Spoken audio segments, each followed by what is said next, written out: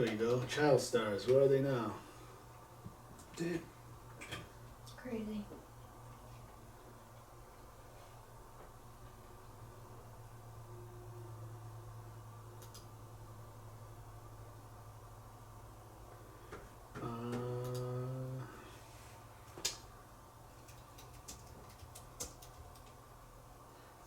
Let me see. I've seen this article you sent.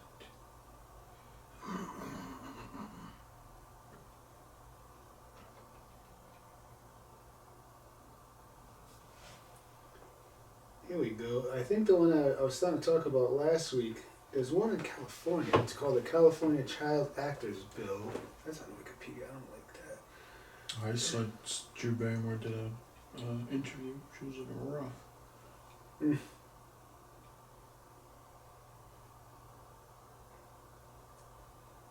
Maura Wilson. That's the girl from, yeah, Miss Doubtfire and Matilda.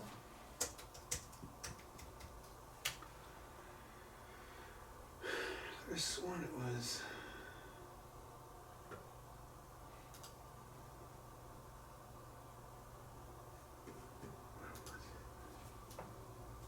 Oh, you know who would be good to talk about? Jeanette McCurdy. Who? Jeanette McCurdy. Sam from iCarly. Pennsylvania, that's the one. Well, she's a good example of like a child actor who had a bunch of stuff happen to her, but she didn't go crazy. I mean, she went a little crazy. She did have that like porn thing. She went a little crazy. She went a little crazy, but not as crazy as like Miley Cyrus did. Like she wasn't like dancing naked on things and stuff. She just did porn vaguely. So she was just dancing naked on camera. It's not in public. Then put it up to the public. It's no different than what she was doing on TV. She was just naked this time. True. What other child actor didn't go crazy? Didn't? Didn't. What's her name? I can see her face. Miranda Cosgrove didn't. What was she in?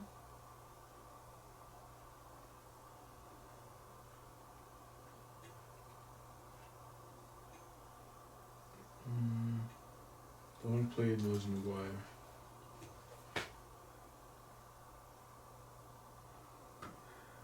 Jon Kate plus 8 got in trouble. Again? Who was Lizzie McGuire? Yeah, right? I can't remember her name. Who was it? I think she got out pretty not crazy. She got engaged and married and stuff. She definitely, I thought she went crazy. I don't remember. I don't think she did. Hilary Duff. Hilary Duff. Did she go crazy? I thought she had a normal amount of crazy.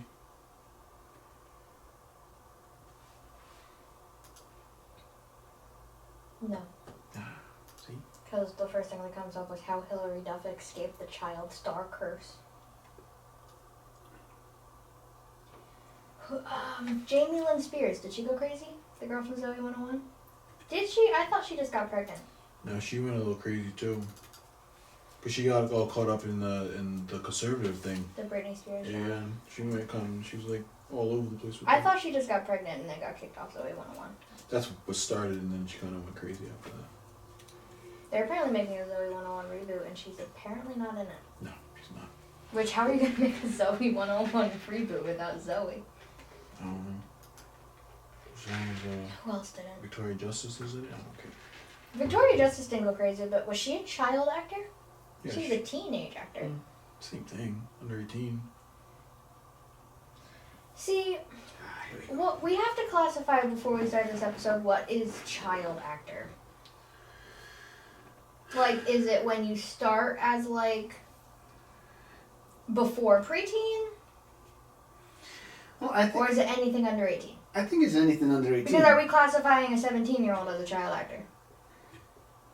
I think we should go. I think I would focus more so under like the 16ish because The like 16. because at 16 because what comes to my mind immediately when we were talking last week was how messed up like the Olsen twins got, how messed up like all those Disney babies got. Yeah. Okay. You know, now I'm looking at this article and it's like Jon and Kate plus 8, like the 8 kids, like apparently they broke all kinds of they broke. She decided when she was 10, Total Justice. Okay. Speaking of, I was watching a documentary on, remember the Duggar family? Yeah. It was on TLC.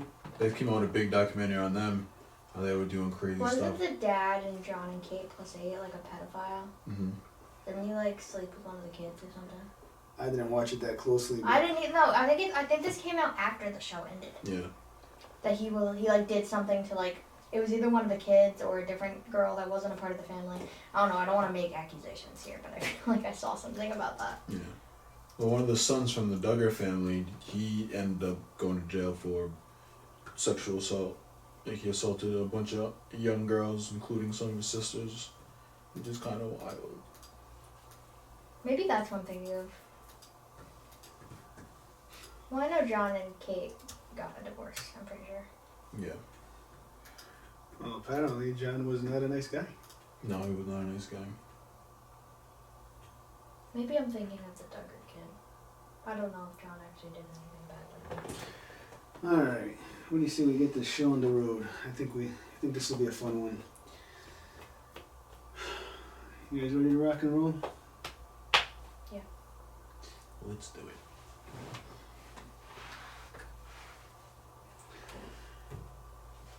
Happy Friday, everybody. Welcome to another episode of Temporary Insanity. I'm your host, Joshua Lewis Pereira, and we are back in studio with our awesome co-hosts, Mr. William McCoy and Miss Sierra Tanzi. What is happening, my friends? Yo, yo.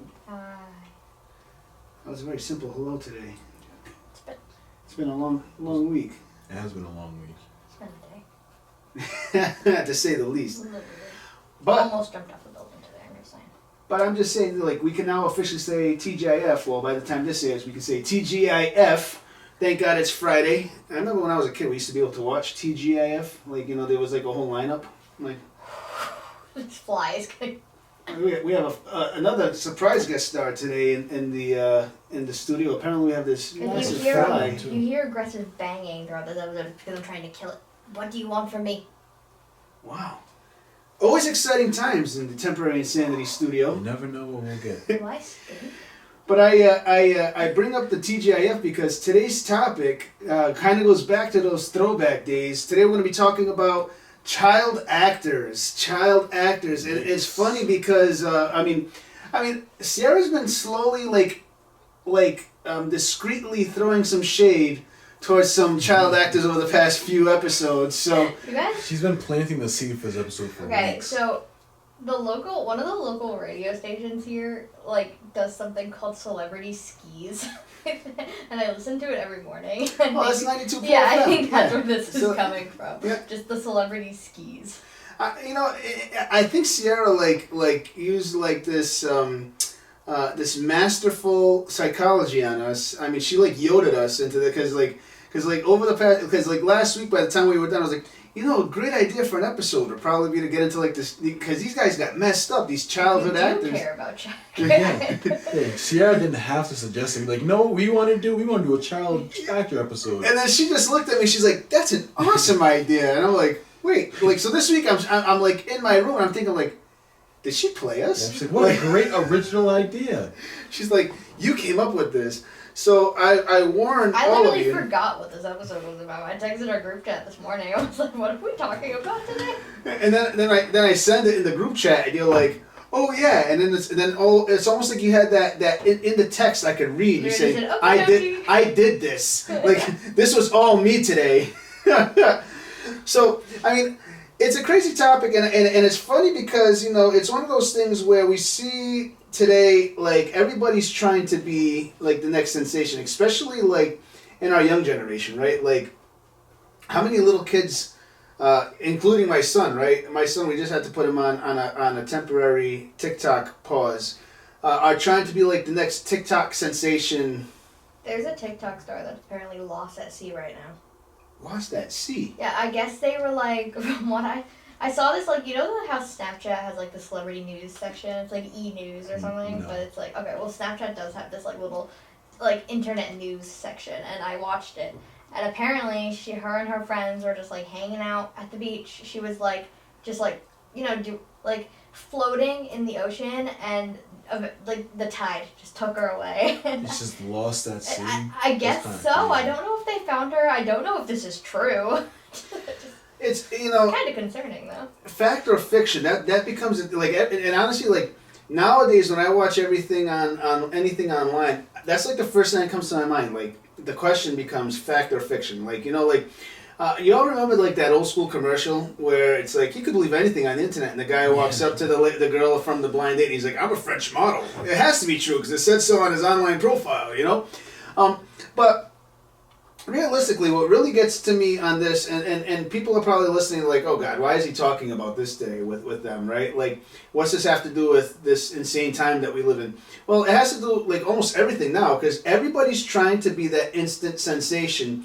And it comes back to a principle that we all forget about in the Christian world. That comes from 1 Timothy 6:10.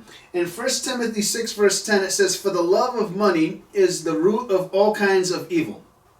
And some people, craving money, have wandered from the true faith and pierced themselves with many sorrows. I mean, guys, I want to be very clear on what I'm saying here. The Bible's not saying that money is the root of all evil, because we need money to survive. We need money to buy things and do what we got to do. The Bible is saying that the love of money is the root of all evil. And as we talk about like some of the stuff that we see going on with some of the characters and some of the, and I know that Sierra's been like ready for this, right? Like I know she's just gonna start spitting them out. I'm gonna recognize a few of these names for sure.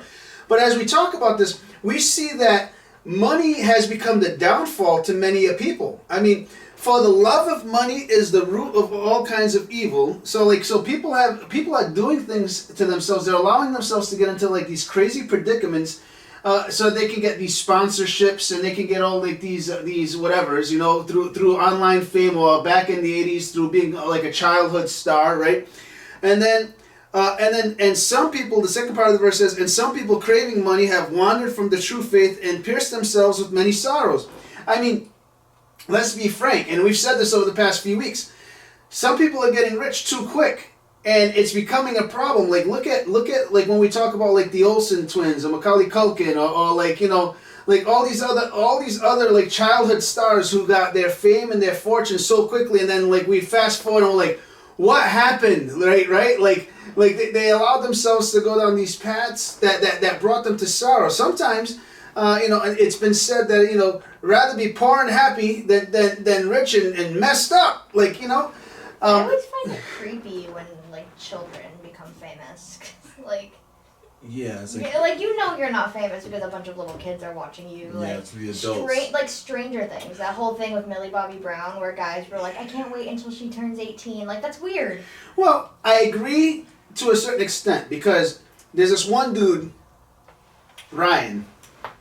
The kid that plays with the toys. He's like 14 now, isn't he? Yeah, but he grew up and he got famous because of little kids. And I only say this, and the only reason I even know he exists is because when Aiden was like a kid, like 3 years old, Aiden thought Ryan was his best friend. So that's sad. Aiden, it was very sad. It was extremely like depressing, because I would walk in and I'd see Aiden watching Ryan playing with his toys on YouTube, and I'd be like, what's up, Aiden? What you doing? And he's like, watching my best friend Ryan play with toys. I'm like, Aiden, you have that same exact toy in your room. Yeah. Why don't you go play with the toy instead of watching Ryan play with it on YouTube? I never understood Ryan, because like, play with your toys. Why? Right. Like, he's like, but Dad, I'm watching my best friend. I'm like, Aiden, Daddy doesn't want to break your heart, but Daddy's going to be very honest with you. Ryan doesn't know who you are. He doesn't even know that you exist. Go play with your toy. Daddy paid good money for those toys that you have that Ryan has. And then I started to think to myself, did Aiden only ask me for those toys because Ryan has them? Absolutely. Right? Probably. Absolutely. And then I got irate, because then I'd ask myself a second question. Wait a second. He made me buy the toy that Ryan has. He better play with the toy that Ryan's playing with.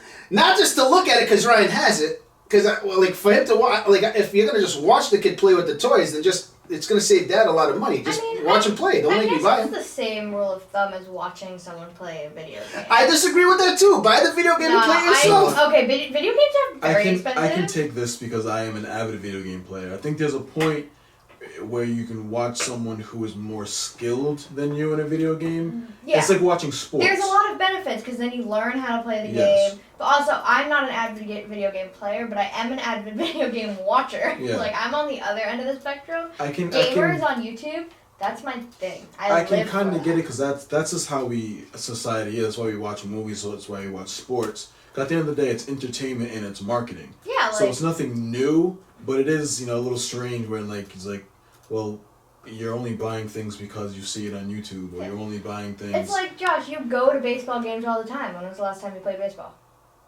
Yeah, but I stink at baseball. But when was the last time you played baseball? Yeah, but I went to the game. It's the same point, though. I don't know. I think with the kids, it's a little different, because if you have the toy... toys a little different. That's you can play with a toy better than someone else. You're a kid. You should enjoy playing more than watching. But if you watch these YouTubers, and especially the ones that do the reaction videos and the prank videos, they're advocating to a younger audience, and their language is like you're part of them. It's like, oh, what, come with us, oh my subscribers, we love you. It's like, oh, thanks for you for supporting us. Like they feel like they're doing something. Like you're these people's friends, helping them succeed. Contrary to your point, though, I go to watch baseball games all the time. When was the last time I played? Contrary to that, the opposite spectrum, I hate watching golf, but I love to play it. You know what I'm saying? I love everything about it. I love driving the golf cart. I love going out there and playing. I'm not the greatest golfer. I mean, Will can attest to that. We just played this week. I did all right. I mean, I wasn't really trying, but I did all right. Although, I must say, I did just upgrade my clubs. Got a brand new set of clubs this week. I got them curated. I met with a golf pro. He told me that, told me what I needed. Golf is the hyperfixation of the month. Well, the thing is, apparently in the business world, that's where we're going to be closing a lot of deals. So, at the golf course. That's right. When I first started my first company, that's where I closed most of my deals, but that was with people that didn't play golf very well. I have a string of deals that we're about to close with people who actually play golf really well. So I don't want to look like that much of a chump. So I told Nancy, I said, we need something more forgiving. So fair exchange. I got Nancy for our anniversary a new wedding ring, and she got me a set of golf clubs.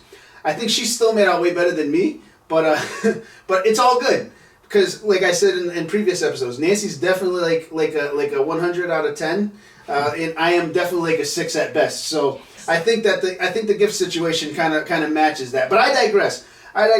But so I get it. I'm not trying to yuck anybody's yum here. You do you. But the thing about it is we've become a society that's so craved with fame. We all want that instant fame. Look at social media. We leave our homes and I know that those of you who know me are gonna probably pick on me for this.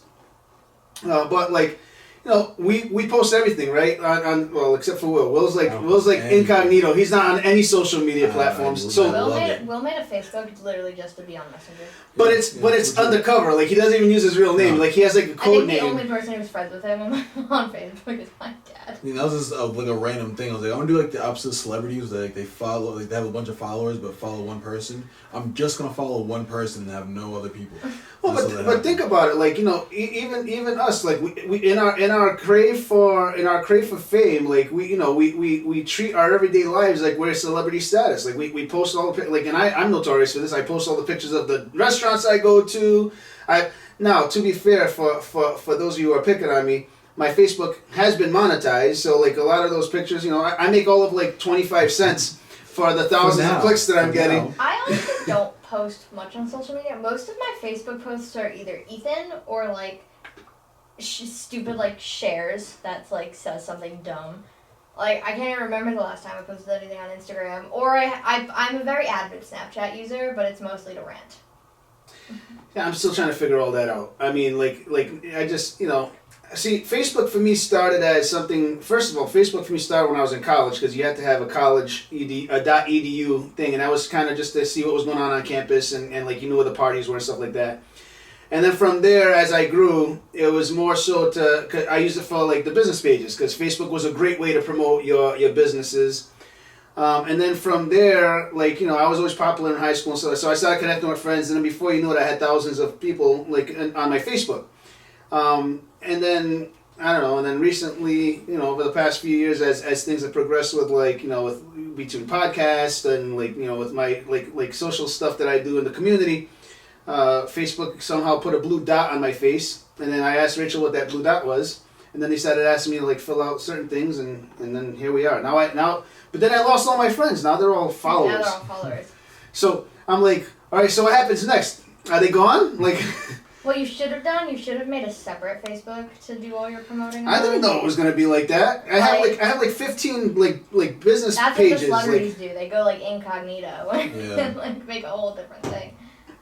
So now I make like 25 cents on a post, and I got to give like 50 cents of that back to Uncle Sam. So somehow I'm still on the losing end. I don't really like mind the use of social media. My one thing that like I hate so much, and it might be my least favorite like subcategory of like internet entertainment, is family channels, family Instagram pages, family Facebook, because that to me feels like you're exploiting your child, because you know people aren't here to see you. You know who loves watching those?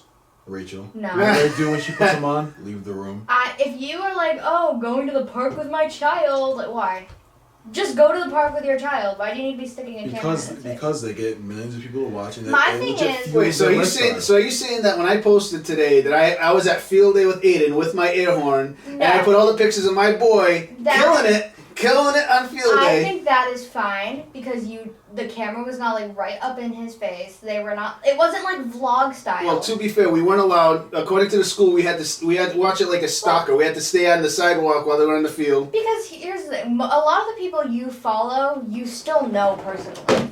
These like family channels and everything, they don't know anyone they're following. Oh, I get you. Like, yeah. And I'm very much the person, like, your kid should be old enough to give consent to be on the internet. Like, obviously, I put Ethan on Facebook and Instagram. I know everyone I follow on Facebook and Instagram. Ethan isn't on TikTok. He might be in one.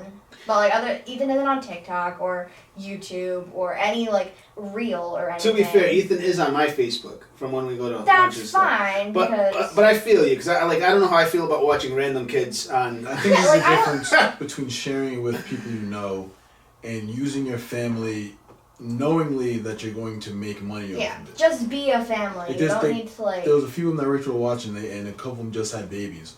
And they filmed everything, pretty much everything but the birth. Like, before going to the hospital while the wife is sitting there going through contractions, videotape, vlog. I hear people... we'll see when we get home. Well, here's the newborn baby, vlog. Yeah. That's kind of disgusting. I hear people talk about that, and I know, like, in my experience after I had Ethan, I wanted people around me, but that's just because I was isolated for 2 weeks. But in most cases, you're only there for, like, 2 or 3 days. You go home a lot of the times, literally the day after you give birth. Like... who wants a camera in their face at that point? There's this one TikTok couple, I'm not going to name names, because with my luck, they'll, like, get to this and get sued. There's this one TikTok couple that, like, so she had a baby. 6 months later, she was pregnant again. She has, like, this illness that causes her to, like, wake up in the middle of the night and, like, get sick. The husband literally, like, first thing to think of while his husband's, like, while his wife is getting sick is to, like, stick a camera in her face. Like, why are you doing that? That's a little too much. I mean, and I'll be honest, like, with me, like, you know, it's funny because, like, people ask me sometimes, like, oh, you put a lot of your life on Facebook.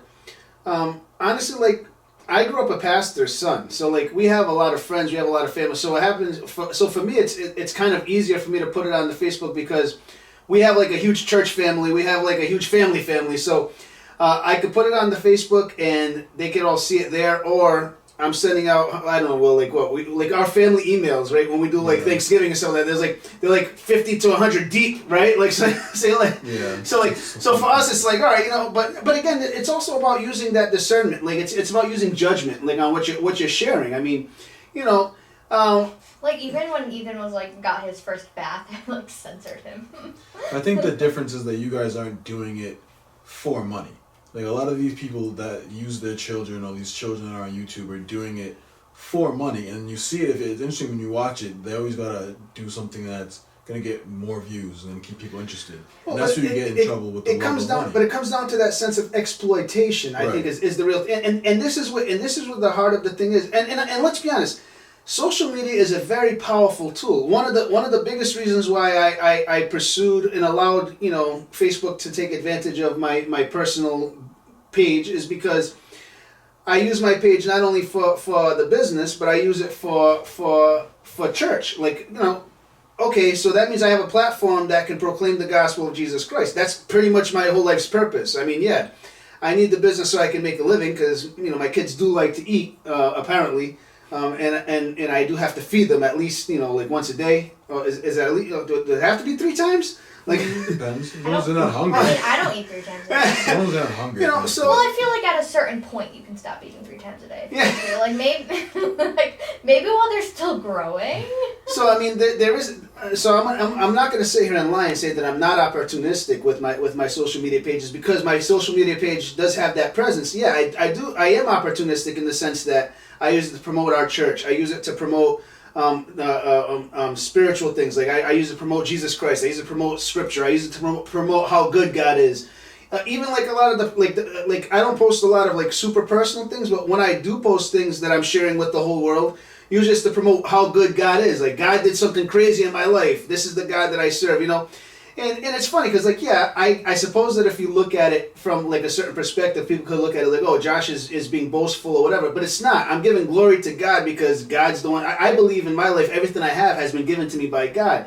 There's a difference between that and exploiting people or exploiting your children. Like for instance, there's this homeless mom. I'm sure you guys have seen her in Seekonk. Like when you go to the shopping plazas next to Walmart and stuff, and she sits there. She's panhandling like most homeless people do in the plaza.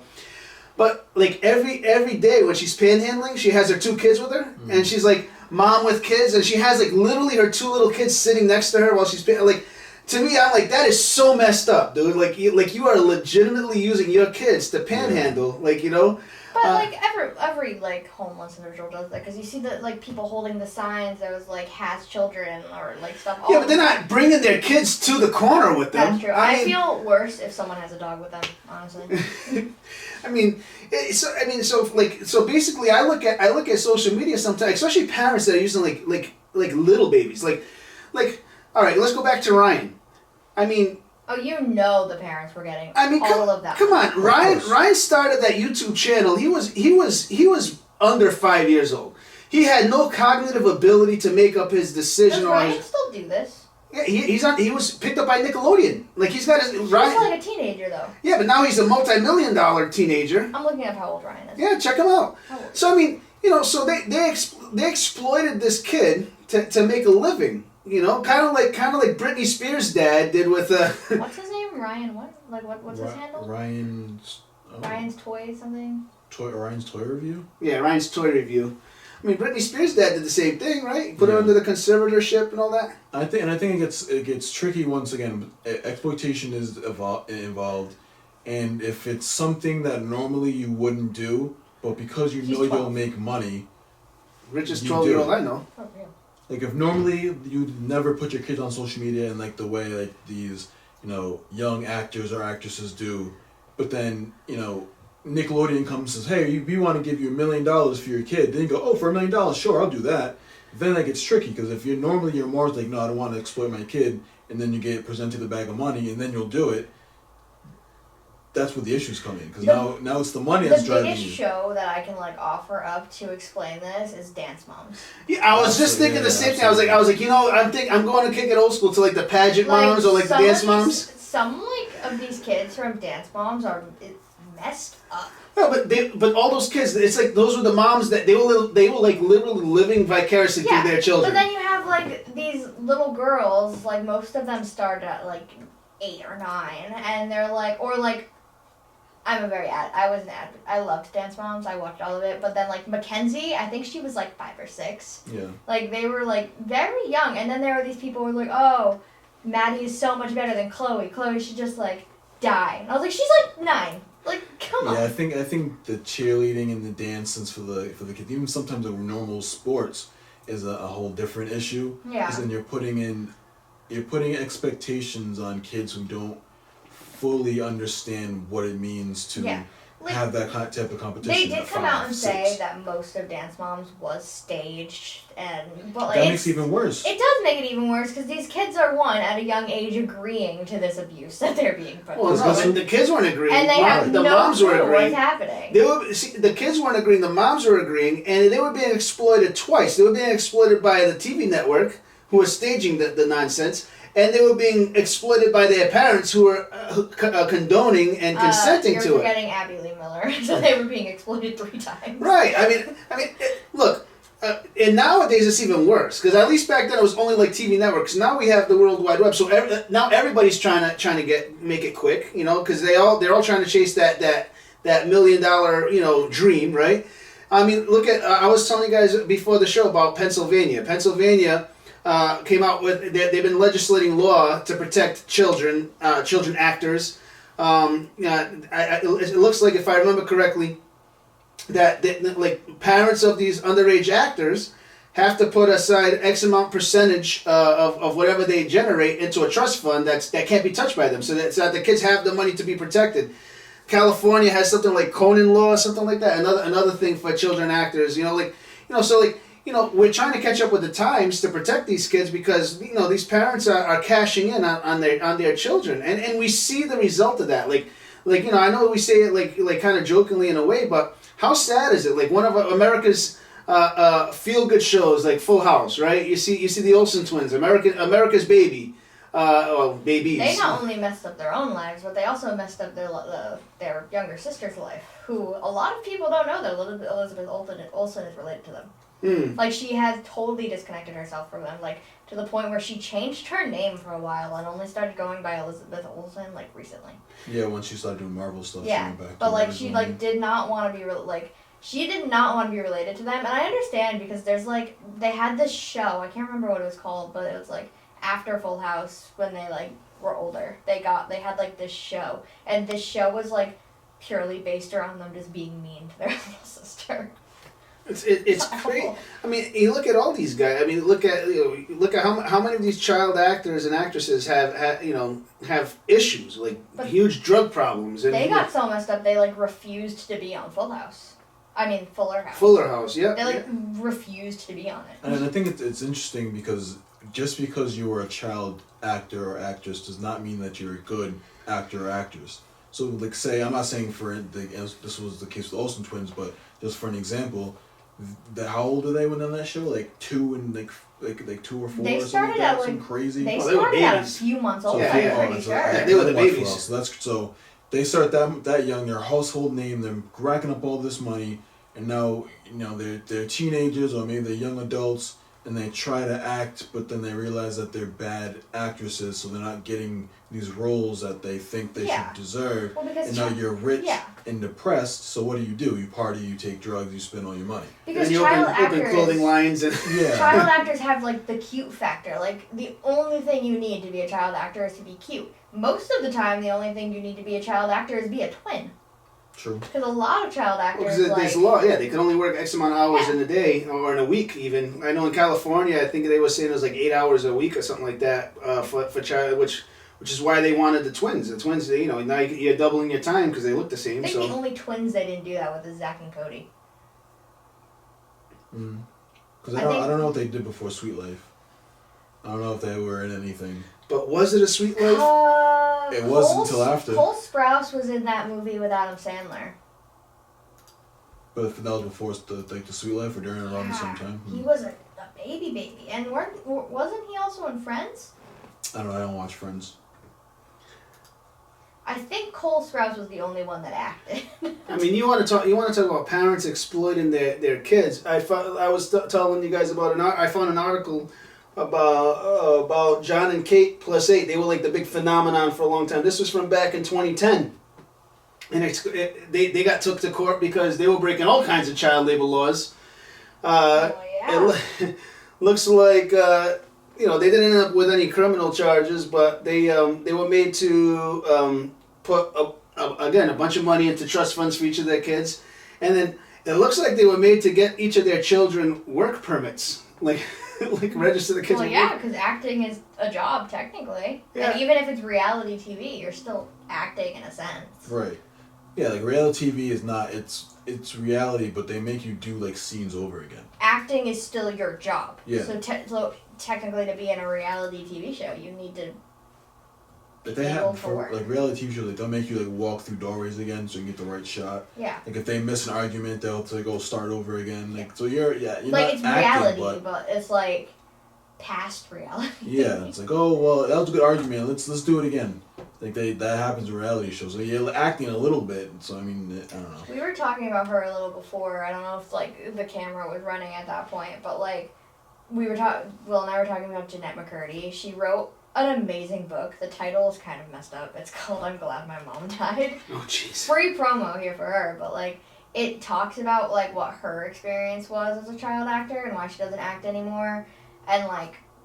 Honestly, I think her experience is pretty similar to what a lot of people went through. Like, your mom, like, one of your parents, like, wanted to be an actor actress growing up, didn't get the chance, made your kid do it.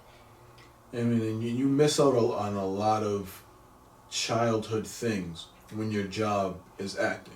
Yeah. 'Cause you don't go to, on vacations. You go to acting classes. That when you're article I filming. sent actually talked about how, I don't remember her name. The girl that was in Matilda. I've never seen Matilda. You've never seen Matilda? You gotta watch Matilda. What's her name? Mara Wilson. She said she was basically talking about why she's a child actor, didn't act out, I guess, didn't really care, but she was basically talking about how most child actors end up acting out because they didn't get the chance to when they were a kid because they had to like upkeep that perfect image and they couldn't rebel against their parents or like because they were in the limelight and they had like so much on their shoulders that if they acted out it would screw everything up for like their entire family. And like once they like grow up and they turn 18 and can do what they want, that's when they rebel because they couldn't do it when they were a kid. Just imagine being a teenager after being a child star, and so you're big, you're Hollywood, and you can't leave a house without paparazzi taking a million pictures of you.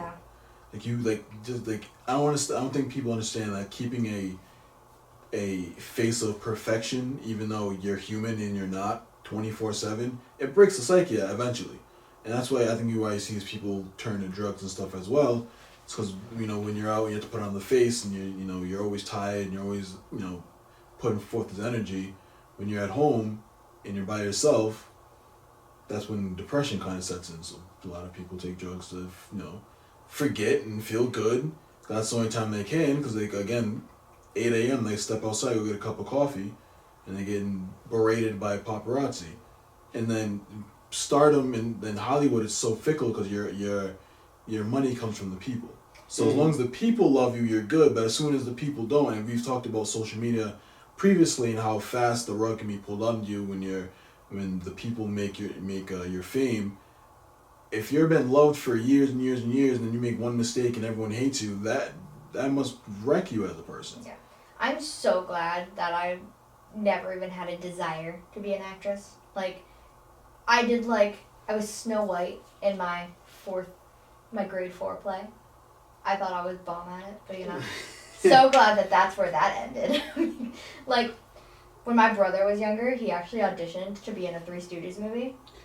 I think he would have killed that role.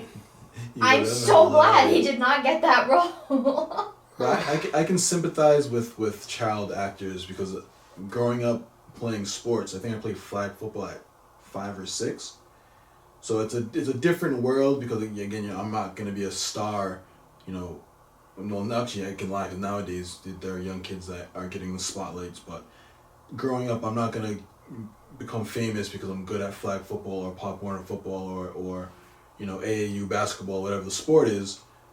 But you're actually seeing that switch now because there's a few kids that are like in middle school, 8th grade, that are getting like full ride scholarships to D1 schools because they're good at baseball.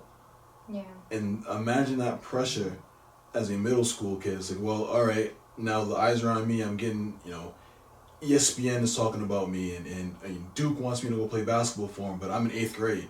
So you have to go through high school, navigate as a teenager, do as well as you can, be as straight arrow as you can, still play basketball, and then go to college. It starts adding up because it's like I can't fail because I have this thing I'm looking towards.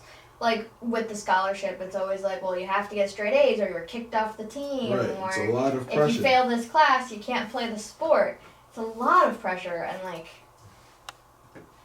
ew.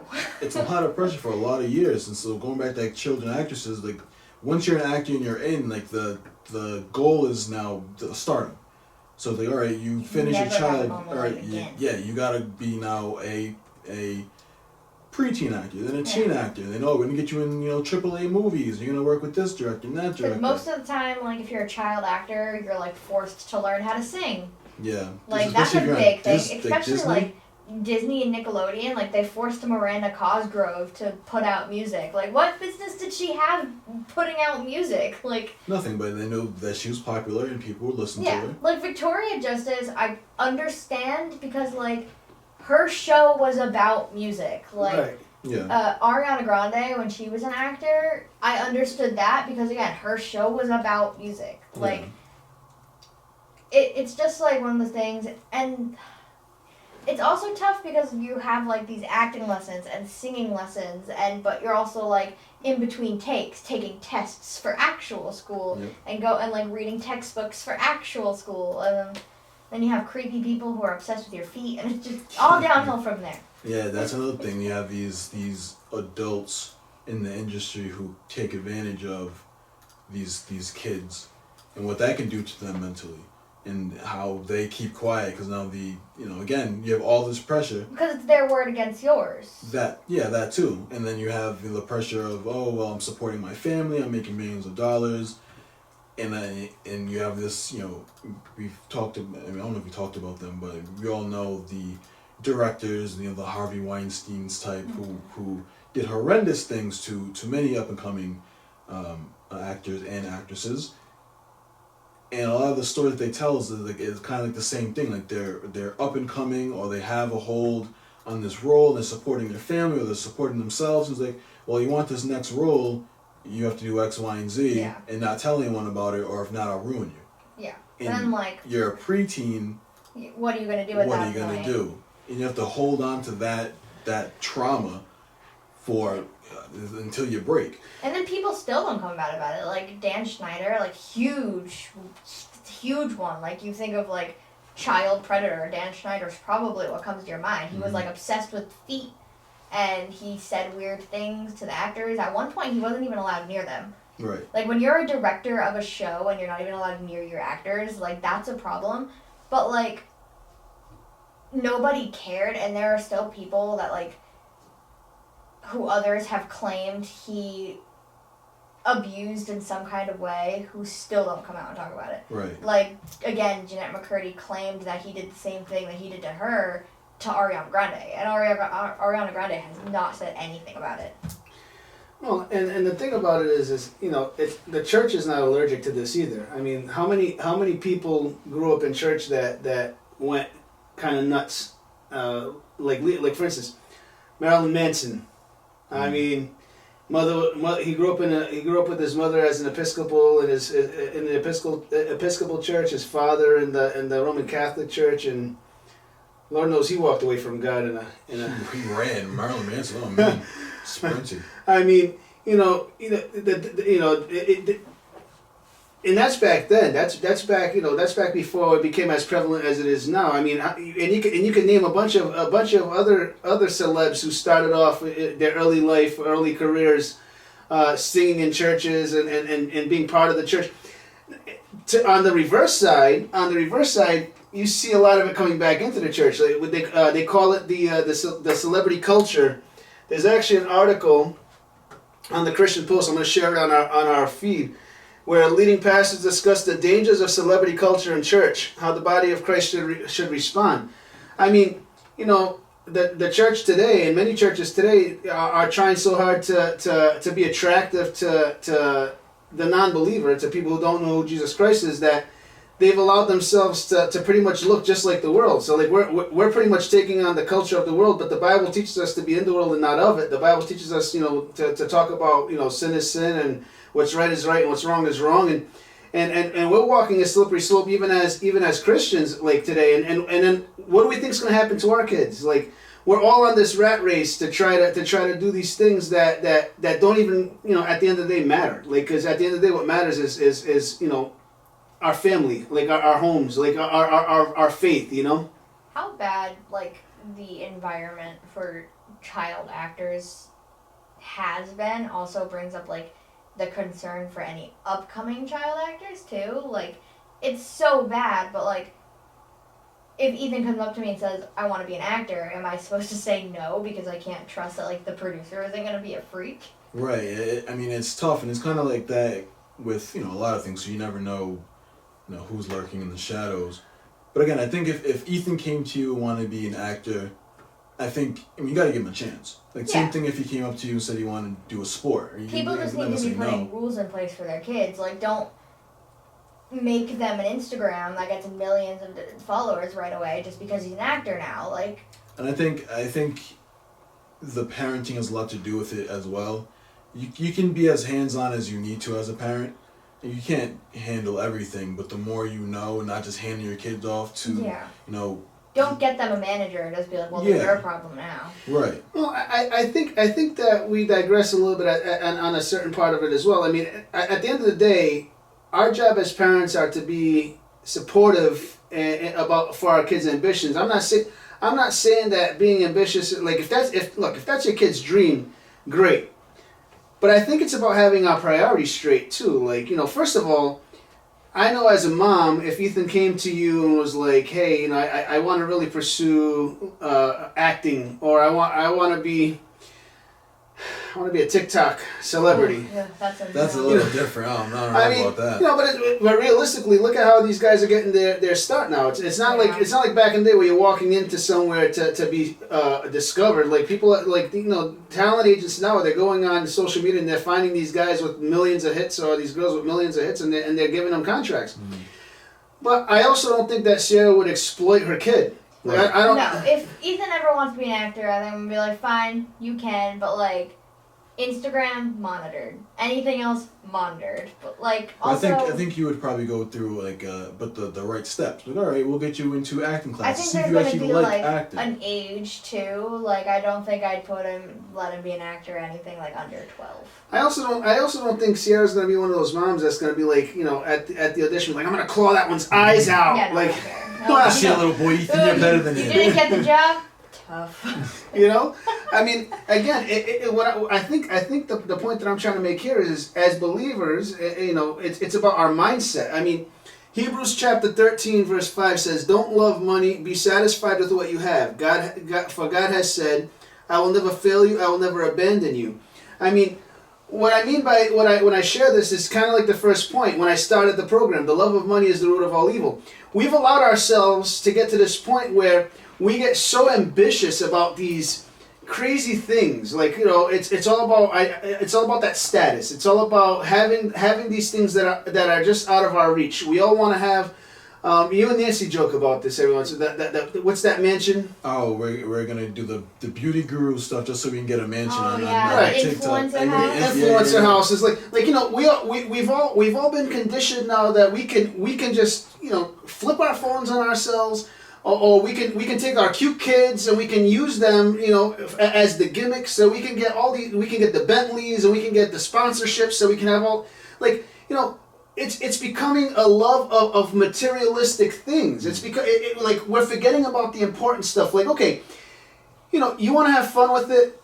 I have no problem with that. Like, what I'm saying? Like Lord knows, like Aiden has fun with social media. Like Aiden, especially with Rachel. Rachel comes and takes like his professional photos, and he puts it up. He's got his little Instagram and stuff. Like, I'm cool with that. Like, but you don't see us like exploiting him with it. Like, we're not like, hey, you got to get all these, like, whatever. Like, he enjoy, like, we have the Instagrams for the dogs. Like, what I'm saying? Like, but it's like, but it's not because we're trying to get like the influencer home. We're having fun with it. People are turning this into like this thing where they get hungry for it, and they're trying to get to these things out of reach. But what we forget as believers, especially in the church, is that, God told us that He will never leave us or abandon us. Like, why are we so desperate for these things? If we believe in God, yeah, have fun. Focus on the important things. Focus on forget about exploiting your kid to get the likes on Facebook or on Instagram or on whatever else is going to come out in the near future. Meta now is Facebook, right?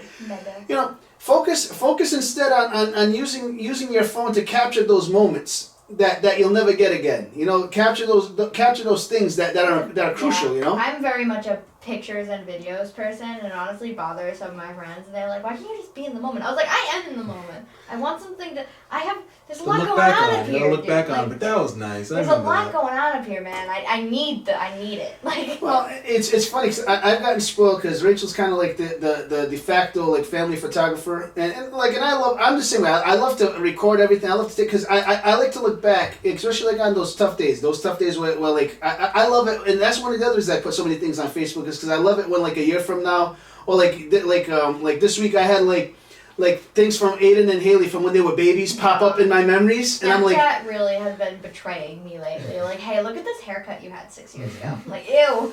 Oh, Nancy sends me, like, even Google Photos now does it too. They put the collage together, so it's like so there was a collage called Josh and Aiden, and like I love it because like it comes back and you see Aiden like from the time he's like 2, like me and him taking naps, reading to like. So like it's in the and it always seems to happen like when I'm having those tough days. It's like almost like God uses, and I know people are gonna like pick on me. They're like, oh, Josh is trying to make social media spiritual, but for real, like I feel like sometimes God uses like those things on my tough days. Like Josh is having a hard day today. Let me send him a burst of cuteness with his kids, like from all those thousands of pictures that he's taken, and all of a sudden, like pictures of my kids when they're like little and goofy, right, doing like all these goofy things. Aiden looking like a little pirate when he used to put on the bandana and like Like, I feel like I don't know if like I'm gonna be speaking on behalf of my parents here. I don't want that to be what I'm doing, but I also feel like there's a lot of pictures that they have of me as a baby that like aren't developed yet, so they just don't exist. I was like, it's been 20 years. Like, develop them at this point. Yeah, but that's expensive. I mean, yeah. Rachel's like our family historian with that stuff, and she's been doing a few rolls at a time. But like, we all contribute because it's kind of pricey to do that nowadays. But I also feel like at the same time they kind of wish that they also grew up in like the digital age. Or they had me me and Joey in the digital age, where they it's so much easier, right? Snap a picture and it's there forever. And you don't lose it because it goes because now like our pictures get backed up to the cloud. They get back your phone. Like I see so many pictures of Joey and I'm like, where am I? I think it's nice though because like you told the story that like when you get these pictures of your family from the past, and it's a good story to feel good. Now if I saw on YouTube your face with some Photoshop and says and the 15-minute video says, oh, me and my family go through photos from the past, and it's like it's a video of you basically sitting with your kids and with Nancy and making jokes and making fun of your kids because it's gonna get you views. I'm gonna look at that and I'm like, oh, that's a little weird. Yeah, at that point you didn't need to record that. Right. That should be for you and your family, not for the millions of people who don't know you. Well, but I also don't use I get it like I also don't deceive people on my social media I don't really use filters like what you see is what you get. So yes, I am that ugly, everybody. Like when you see me, what you see is what you get. Like I might do like black and white shots and I might blur backgrounds and stuff like that. But but when you see me, that's my real face. When you see my kids, that's their real face. I can understand I post Ethan a lot on Facebook because Ethan has family that lives far away and doesn't see him very often. But we also need our Ethan fix. You're giving us junkies there are our people fix. that want to see Ethan a lot more than they want to see the memes I'm posting on Facebook. I've literally reached meme level mom status. That's where I'm at right Listen, now. you've accepted the rest. The rest of us has accepted. Nobody cares about me. No one cares about me. They care about my children. Everyone cares about right? Ethan. It's I don't really care about likes or anything, but I do find it funny. I'll post something not Ethan related and be like, oh, 10, 15 likes. Ethan 45. Right. 67. What? I learned that a few weeks ago I had posted about Aiden had to do a procedure at the hospital. I posted that procedure, hundreds of likes. My stuff, yeah, all right, 50. You know, it's absolutely bananas. But you know but now you can see why people are exploiting their kids. They're it's addictive. they're like no, well they're like yeah, I don't think I'm gonna get the followers for me, so I'm gonna put my cute kid on here. I'm gonna sucker them into liking my page, and I'm gonna take advantage of getting with you know. It's also a feel good thing because, like you say, like you get 15 likes with you, and then you add Ethan, and it's 45, and then you add Ethan at the beach, and it's 100. Yeah, I'm so happy I Ethan don't care on about video, and then 1,000, and then 10,000, like, 100,000. please like my kid more than you me. know. Like I don't care if you like me. I care if you like my kid. Well, here's the problem we face ourselves with today, and this is a major issue. Not just with like the child actor thing. I mean, look, it started back in the day with you know we started to say with like Hilary Duff and you know you seen it with Miley Cyrus and You can go even deeper in that. Like Michael Jackson's like the poster child for child exploitation. You know who's been like in the spotlight a lot lately, and I don't know why. I just keep seeing her everywhere. The girl that played Darla in Little Rascals. Mm. I've been seeing her everywhere. Everyone thinks she's the most beautiful person ever. Oh, you see it with Macaulay Culkin. There was like this thing going around, say like they were gonna do like a new Home Alone like redemption or whatever. Like, yeah, they're making supposed to be. Was that actually for real, or was that like I don't know. Like a prank? You know the kid from Home Alone is married to like Lennon Tipton from Really? Sweet Life of Zack and Cody. Wild. I mean, we've seen this has been a trend forever, but like and honestly, like it was bad already. But the problem we have now more so than ever is that unfortunately with the evolution of technology, with like you know the internet being as crazy as it is now, where it's pretty much the Wild West. Because let's be honest, there's no way to really regulate the web. Like the internet is really the Wild West. Laws have not really, the laws that protect our kids have not really, they haven't evolved enough to really give us anything to I mean, you see states trying, you see states implementing things, but at the end of the day, like, you know, we're behind on that. Like, we haven't evolved the law and criminal law to protect people, not just with like exploiting their children online, but even with like just like online crime altogether. Like you see how it's like, you know, look at identity theft when it's done online. It's like okay, like so what are you gonna do? You can't cyberbullying, right? Laws on that like either. what are you gonna do? Like, you know, it's like we're so behind with the ability to enforce things when it comes to the online world. I mean, granted, how they would do it, I'm not smart enough to really speculate. I mean, I think there's this assumption that parents should know what's best for their kids, so like people don't really care that much. Like, this is something I'm very passionate about because like child advocacy is what I want to get into, and this like falls right into that. So maybe that's why I was so interested in this episode. But like I used mind control to get it. So I mean. So I think like the assumption is, well, the parent is in charge of the kid. The parent obviously knows what's best for the kid. So like, why have these laws? Well, and then what kid is gonna be like, no, like what kid doesn't dream about being famous? Right. Like I don't know any kid that's gonna be like, mom's gonna be like, hey, you want to be a TikTok sensation? I mean, first of all, I'm still figuring the TikTok thing out because I don't spend a lot of time on it because I hear it's like the worst drug now because people be going down these rabbit holes. It's so bad they have like ads now that's like stop scrolling, go get water, go to the bathroom. Like you know, so I'm very limited on TikTok. But when I do go on, like, you know, on my For You page or whatever, and I'm scrolling up and like it's like you start with regular aged people like around my age, and then like progressively they get younger and younger, and I'm like, wait a second, and sometimes I ask myself like, who are your parents and why are they letting you do this? The like, here's the thing too, who knows if the parents know that the kids are doing oh come on, man, if your kid's got like 5 million hits on TikTok, there's some parents who don't know how to work a smartphone. The thing that like skeeves me out too is when like you see parents dancing with their kid on TikTok. Yeah, like the mom-daughter challenge. Yeah. And then like this mom who's like clearly at an age where she should not be dressed in that fashion. I'm saying this as nicely as I can, not to insult anybody. And I'm like, come on now. I don't care. Like, dress however you want.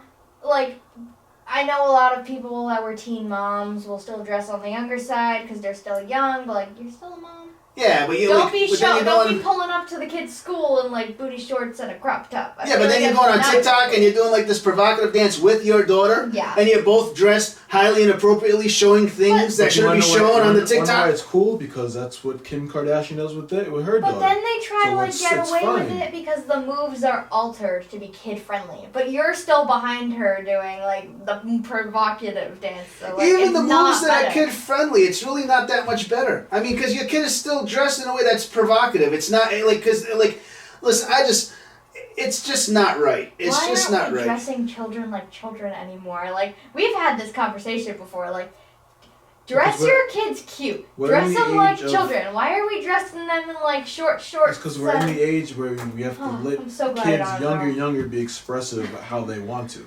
So they go on TikTok and social media, and they see people around their age or maybe a little older, but that's what they watch. Is what on their For You page. Wearing Lululemon anything, and that's what they want to buy. Literally see-through. I have no idea what any of this is. Here's what I told my daughter, all right? I told my daughter very clearly, and she knows that I'm shameless.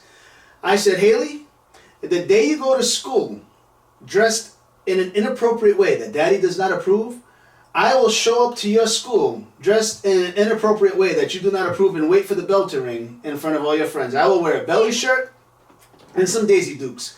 And you don't want nobody seeing your daddy in that. I'm telling you that right now. It because I am a very big advocate that like school dress codes a little strict, like with the whole elbows and like shoulder thing.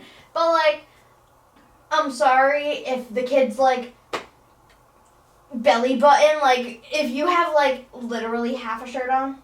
Then yeah, that's a little much. And then we have these moms that are like, well, I'm just gonna bring her home and bring her back to school and something worse tomorrow. It's like, then prove a point. Like that's not. Or then there's the people where it's like, well, why are you staring at my daughter? You're a grown man. Like, it's not the point. The point is like, you're in school. Though you're it's there to learn. true. It's not a fashion show. Though it's true that they say that, let's not provoke anybody. You know, like That's what I'm here for. I mean, you know.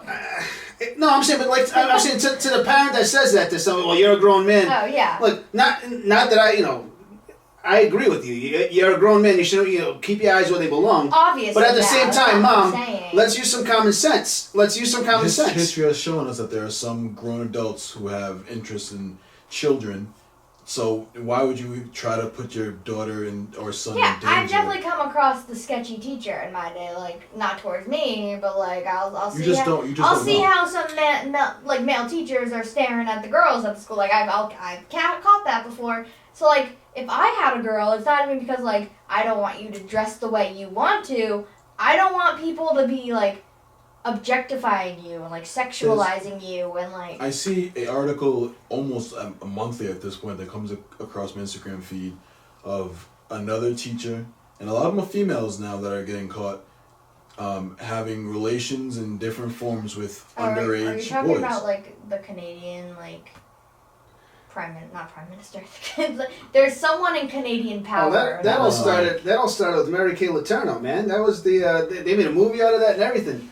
I mean, but that's also been a societal shift. I mean, because I think the reason we're seeing that a lot more now is because back in the day, people used to have that mentality of like, hey, boys, keep your mouth shut about that, because but look, I feel that it's messed up when parents let their kids go like that just in regular public. Now throw that on the internet to be exploited and try to make a name for yourself in front of like the whole because here's the thing people don't realize, once it's online you can't get it back. Yeah. Like well, that's what we were talking about Millie Bobby Brown from Stranger Things. How she started when she was like 9. I think she was the youngest in the cast. Mm-hmm. Like she was like 9-10 years old when season 1 came out, and everyone was like, she's so beautiful. I can't wait until she turns 18. This and that, like when you turn 18, start an OnlyFans. This and that. Is that the girl that started the only? Who's the girl? No. Wasn't there a girl on TikTok or whatever that she was underage and then on her 18th birthday she started? Say that. There's the Catch Me Outside girl from Dr. Phil. She was 15 when she was on that show. Yeah. And then the day she turned 18, like 17, 18, she dropped her OnlyFans and made millions of dollars. grown men. I was like, you were waiting for that. Fawning That's over this girl. disgusting. Yeah. And like people wanted that for Millie Bobby Brown too. And the day she turned 18, everyone was like, oh, OnlyFans link, this and that. And she was like, stop. This is disgusting. It's always been disgusting. Like, now she's marrying John Bon Jovi's son. Yeah, I did see that. This is just crazy though, because I mean, like, and when you think about it, you know, I tell people, like, you know, in the time, in scriptural time, you know, we think about like places like Sodom and Gomorrah, where the Bible talks about how immoral it was, like, and I mean, I can't speak to, you know, because I wasn't there, but looking at what we got going on now, where like, you know, we went to Vegas. Remember we were in Vegas last November? Yep. And like literally just billboards. Like you didn't have to go to the street corner for a call girl. Like you called them and they came to you. Straight to your hotel. Like straight, like, you know, it was like ordering a pizza. Yeah. Like now TikTok with like the links to the private pages on OnlyFans, and like this world is just getting more and more immoral, and like objectifying these children. Oh, remember when I think we started talking about this a few weeks ago, when they were trying to be like pedophilia is love too, like they were trying to be included. They were trying to make it a sexuality. Yeah, like love is love and pedophilia is love. Like, what is wrong with you people? Even like the innocence of children. It will probably eventually pass, and it'll probably be California. California, we need to trade them for we need to trade California for another. But I mean, I digress on that. Or some random state like Illinois. No, but I'm saying, like, you know, and then like again, like then we wonder why these kids get messed up. We're exploiting these children. Like the Bible talks about the innocence of children. Like these kids don't know any better. They like, you know, they're trusting. The grown-ups in the room are supposed to be the wise ones, and these children are trusting these grown-ups to like, you know, to make good decisions. Kids are only gonna know it's bad if you explain to them why and how it's bad. But they become a product of their upbringing. If they don't know anything else, what are they gonna do? Like, you know what I'm saying? If you raise a child with all this craziness, look, there's a verse that says it perfectly. 1 John 2:15-16. It says, "Do not love this world nor the things that it offers you. For when you love this world, you do not love the things of the Father in you. For the world offers only a craving of physical pleasure and a craving for everything we see, and pride in our achievements and possessions. These are not from the Father, but are from this world." Like, basically, what this is saying is like, if you only love the things the world has to offer you, like you're setting yourself up for failure. Like, if you're a kid that's brought up in a superficial home, like where like for instance, like the pageant moms, like we were talking about, or like the dance moms that we were talking about, these girls that were objectified in these things, and like, you know, starving themselves and like, you know, objectifying themselves to do all these stupid things so that their moms can feel good about themselves. Yeah, I called it out. Stupid things that you moms who were losers probably when you were kids and couldn't make it yourselves in these pageants had to live vicariously through your daughters. And these kids knew nothing else because that's the way they were raised. They were raised to love the things of the world and not realize that there were better things in life. They wanted to claw some other kid's eyes out because they want a stupid sash and a little tiara. I'll tell you what, kid, you're beautiful. I'll buy you a tiara. See some of those trophies? They were big. Okay. I'll buy you a trophy. It was like, you could get it on Amazon, $20. Yeah, but then that also skews a kid's a view of success, because you're used to winning. Yeah. You're used to these big trophies. Well, going back to Dance Moms, that was one of the big things. Like, there was this one girl that was so used to winning. She was like, I'm not going to lose. And then she would lose and have a meltdown. Yeah, and you're doing that at 6, 7, 10, whatever it is. You don't know what the world has for you yet. Like, you haven't gone through anything. So if you're breaking down because you got second instead of first, life is going downhill from there. Those girls have not had to work a day in their lives. Well, and then we wonder why we have like this whole, you know, issue with these kids growing up with body dysmorphia and anorexia and bulimia and all depression, this, like all this depression and stuff like that, thinking that they're never gonna amount to anything because you know, mommy didn't think they were good enough, like all these mommy and daddy issues. I mean, what they fail to realize, and what I love about that verse in 1 John is it's simply saying, like, if we fall in love with the things that are here, we're falling in love with something that doesn't matter, something that's going to continue to make you feel worthless, because the only thing that matters is what God has to offer us, because God's going to give you something unconditional. You know, it's funny. I was talking to somebody earlier about how we're going through like all this identity crisis stuff now, where people are trying to figure things out. But there are a couple of things that the Bible tells me that are you can't argue with. They're undeniable. First off, God doesn't make mistakes. All right, He's infallible. All right, and second, the Bible teaches us that we were all made in His own image. You know, which means that if God's perfect in every way, and He creates us in His own image, then He's created us in a perfect way, right? So like all this stuff where we're having like these problems with our identities, and we don't like ourselves, or we have these issues, and we've talked about this a bunch of times in the past, like off air, of course, but like that means we're exactly who we're supposed to be, and we should love ourselves for that. You know, because God made us this way. You know, God made us who we are. God designed us perfectly, just like, you know, in His own, like they said, like the Bible says, in His own image. I mean, you know, these girls who go through this torment to make it, come on, man, you're beautiful just the way you are. That's why it comes down to you need to teach your kids these things, like. You know those things where it's like, oh, my love language is like physical touch, this.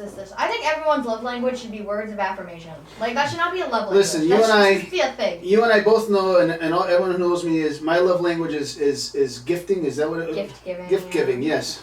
But it's like everyone's love language should be everyone should have the words of affirmation love language. Everyone should be like being told that they're doing a good job, or that they're beautiful, or handsome, or pretty. Well, I agree. And that.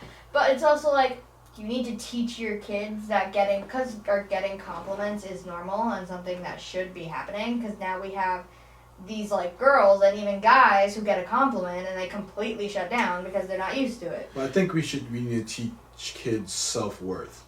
I do agree that kids need to learn to take compliments but I also think the way society now is built, that can get a little tricky. Yeah. Because there's a hierarchy of anything, talent, beauty. Mm-hmm. So at some point a kid will look at, you know, name celebrity here that everyone says is beautiful, look at themselves in the mirror and be like, well, I don't look like him or her. Yeah.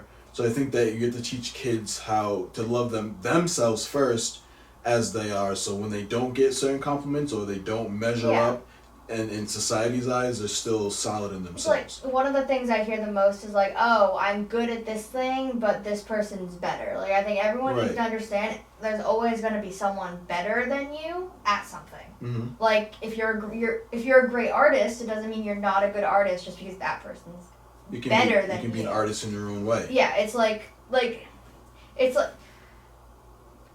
going back to like the beauty standard thing, girls should not be so used to getting catcalled as they are.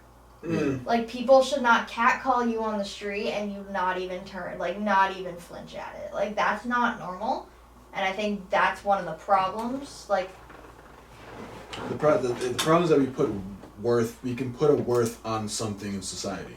So say, like, for talent wise, say you like sports. Well, if you don't make the professional leagues, you're not good enough. If you don't make that D1 school, you're not good enough. If you're in pageants but you're not getting the modeling deals, you're not pretty enough, you're not elegant enough. Yeah. And that's what people, not just kids but adults as well, measure themselves against. And it's worldly things, again, are fickle, because you can have a model, she might get into an accident, mangle her face up, and now she's not pretty. You can't be a model anymore, no one really wants you. And when we put our worth against earthly things, we're setting ourselves up for failure. Yeah. And I think that's where a lot of the meltdowns come, bringing it back to child actors. I think that's where a lot of the meltdowns come from, because there's people that like, oh, well, this actor's better than I am. This actor got the role. I lost it. Like, well, they get treated like possessions rather than people. I mean, they get used and then thrown away, and then they don't know what their worth is. Right. But you know, I think that's a perfect segue point, though, because honestly, like, there's a lot of you listening to this that don't know what your worth is, and maybe you're not a childhood actor, because the Lord knows I wasn't, but there's been times in my life where I feel the same way, where you're just kind of trying to find your place and what your point or your purpose is, and why you're here, and maybe you find yourself in a situation where you're just trying to figure things out, and you're kind of drowning and you feel like you're kind of treading water and you're getting tired and you feel like you're about to just sink. I know I use this verse almost every week, but it's kind of the foundation of where we come from week to week. You know, John chapter 3, verse 16 and 17 says that God loved the world so much that he sent his son, his only son, to die. But he didn't just send his son to die for this world, to condemn it, but that the world through him might be saved. For God so loved the world that he sent his only begotten son, that whosoever should believe in him shall not perish but have eternal life. That's exactly what it says in John chapter 3, verse 16. But in 17 it says, for God sent not his son into the world to condemn this world, but that the world through him might be saved. I mean, as you've listened to the sound of our voices today, we're talking about how there's a lot of heartbreak out there. Unfortunately, we when we watch the news, when we watch social media, the things that catch on are usually tragic. I mean, it's not usually like the happy-go-lucky stuff. I mean, we don't usually pick up CNN and be like, in today's news, someone's giving out hugs. And like, no, it's usually like, this one killed this one, or that one did that. When we hear about childhood actors, we're not usually hearing like how great they've done. We're usually hearing like, this one's back in rehab. This one just, look at the big Free Britney, like, conservatorship, or we don't really hear about the success stories of how people turn things around. We usually hear about how people are in the midst of chaos. And quite frankly, over the past few years, when I talk to people, it seems like we find ourselves in the midst of chaos more so than not. I mean, in the past few years, I've talked to a lot of people that are just feel like, life is slipping through their fingers and they can't seem to get control. And what we're trying to talk about on this program from week to week, and what we've made pretty clear today, is that the things of this world, yeah, they're nice. It's nice to have some stuff. I mean, I wouldn't mind having a Bentley and one of the big influencer homes like Sierra and Will were just sharing a few moments ago. Fun. I mean, it would be fun. It's so fun. But that's basically what it is when we go camping, right? Right. Yeah. But I mean, the beauty of it is that I serve a God that will maybe not give me the huge things, but he's going to sustain me with everything that I need. He'll give me the food on my table that I need. He'll give me a house and a roof over my head that I need. He'll give me a car that has 4 wheels and drives that'll get me to work and home. It may not be the flashy things that the world aspires to in this temporal place that we call earth or home for the time that we're here, but he gets me to where I need to be, and he does so in a way where I can live out this time on earth and then spend the rest of eternity in a permanent home that is so much greater. I love what it says in John chapter 12, verse 37 to 50, and I know it sounds like a lot, but I want to just listen to the sound of my voice as I share this little piece of scripture with you. It's entitled The Unbelief of People. And maybe you're one of those people that are sitting in unbelief today, but listen to what it says, because this is so true about what we're going through. It says in verse 37, but despite all the miraculous signs Jesus has done, most of the people still did not believe in him. This is exactly what Isaiah the prophet had predicted. Lord, who has believed our message? To whom has the Lord revealed his powerful arm? But the people couldn't believe, for as Isaiah also said, the Lord has blinded their eyes and hardened their hearts, so that their eyes cannot see and their hearts cannot understand, and they cannot turn to me and have me heal them. Verse 41. Isaiah was referring to Jesus when he said this because he saw the future and spoke of the Messiah's glory. Many people did believe in him, however, including some of the Jewish leaders, but they wouldn't admit it for fear that the Pharisees would expel them from the synagogue.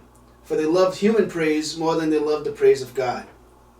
I mean, I'm going to pause there for a second. Basically what it's saying here is, we may know people that have a relationship with Jesus Christ. We may see what the world calls miracles, right? Like these awesome things that God may do. We may, have these times where we're like, hey, on the fence of accepting Jesus Christ into our lives.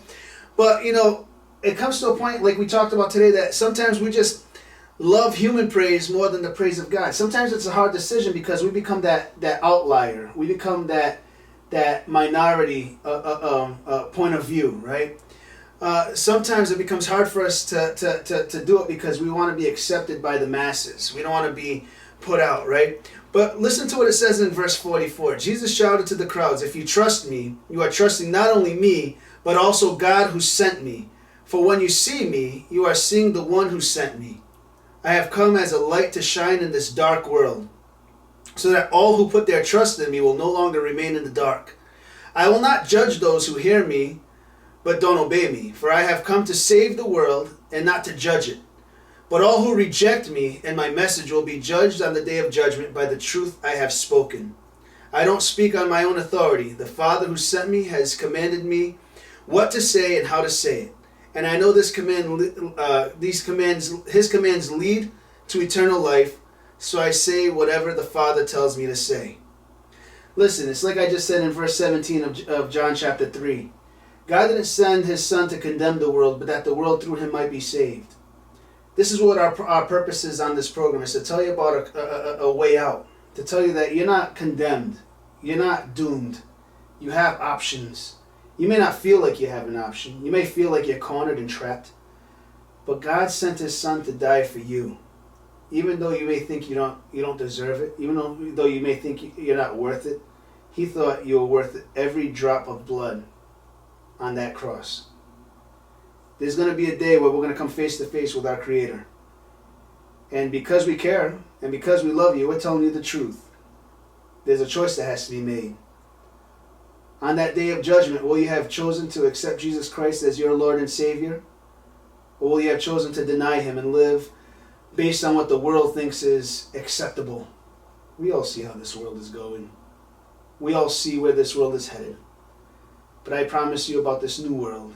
This world that comes in this time where God sends his Son to blow the trumpet and we rise to meet him in the air. This time of eternity with our Savior. Don't wait. Don't put it off till tomorrow. We don't know if tomorrow's guaranteed. Death has no age. Secure your eternity. If you're interested in getting to know who Jesus Christ is as your personal Savior, we want to pray with you. Give us a shout. Call us, DM us, email us. I don't care how you get in contact with us. Go to our website, www.temporaryinsanitypodcast.com, or check out our church's website, www.savinggrace.church.com, and somebody will be here ready to talk to you, explain to you what faith is, answer your questions, but most of all, we'll be here to pray with you and lead you to Christ. The Bible says that when we accept Jesus Christ as our Lord and Savior, all of heaven rejoices. But I'll tell you what, not only will heaven be rejoicing, we'll be here to rejoice with you. Set you up with the Bible and set you up with the church where you can get to know who God truly is. I know that was a large mouthful, guys, but it had to be said. Most of all, don't exploit your children. No. For real. Don't exploit your children. Don't try to be the next TikTok or Facebook or Instagram sensation. Just let it be. If it's meant to be, it'll happen on its If it was own. natural, let it happen. Just enjoy your life with your children. Just like, they're your kids, right? They're not like the internet's kids. Like, America's sweetheart is like my least favorite phrase to ever exist. I mean, everybody wants to have the Charlie bit me kid, you know? So, Charlie bit my finger. I think that's all I got. Do you guys have anything else to add for today? No, I've ranted enough, I think. Yeah, I think we're good. Sarah, did we do you some justice? Do you feel alleviated as we discuss this topic today? Yeah. Are you getting ready to subconsciously put any other thoughts for programs in our brains? Maybe. She totally yoded us. I love it. I love it. I love it. Listen, I don't know if you have a church that you go to, but if you find yourself in the North Providence area, we'd love to have you join us here at Saving Grace. We're located at 1 Volturno Street in North Providence, Rhode Island. Our services are every Sunday morning at 10:30 a.m. And if you're not in the area and you want to watch us, you can watch us online. Tell us how, Sierra. You can go on our Facebook at www.facebook.com/ Saving RI. it's Saving RI. Saving RI. Saving Grace was taken by some mega church out west. And watch our live. Yep, we're at Saving RI on Facebook, Saving RI on YouTube, Saving _RI on Instagram, because Saving RI was taken there. We had to add the underscore. Was it by like an environmental group? I have no idea. Probably was. If you want to get some in-depth Bible study, we do have a Sunday school every Sunday morning at 9:30 called the Bible Workshop, where you can get in-depth study with Pastor Floriano Pereira. He does dissect scripture. It's a great time to get into the Word of God. Maybe you're not from around here and you're looking for a good, God-fearing, Bible-following church. We're plugged into churches all over the country. Let us know where you're at. We will find you a church where you can plug into that community and get to know who God truly is. So get active. Get into the house of God. Build a relationship with Him, because we see where this world is headed. Times are crazy. And the only way to get through this with any type of sanity is with Jesus Christ on your side. That's all I got for today. You guys got anything else? We're good. All right. Well, we thank you for tuning in today. We will catch you guys next week at noon. Check out our behind the scenes at 3 p.m. You'll get some good stuff. Last week's behind the scenes was a little crazy. We had probably a good 15-minute interlude before the show started. My dad actually made a surprise appearance because we were already recording when he came in. So check out our behind the scenes on YouTube, and check out our site for everything that's going on. We thank you again for all the support you've been giving us over these past few weeks. And now I'm going to turn it over to my boy Aiden to close us out. God bless you all. We'll see you next week. Peace. Bye.